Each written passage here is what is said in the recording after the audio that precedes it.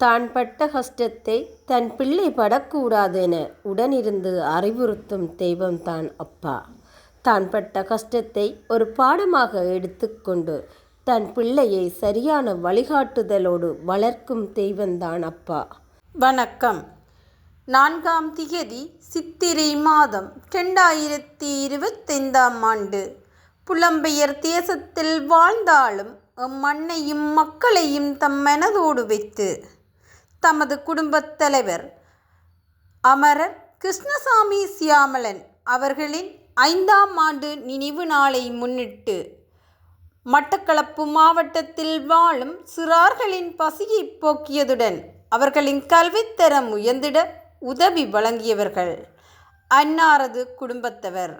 இவர்களால் இப்பணிகளுக்காக 100 சுவிஸ் பிராங்குகள் அன்பளிப்பாக வழங்கப்பட்டுள்ளது.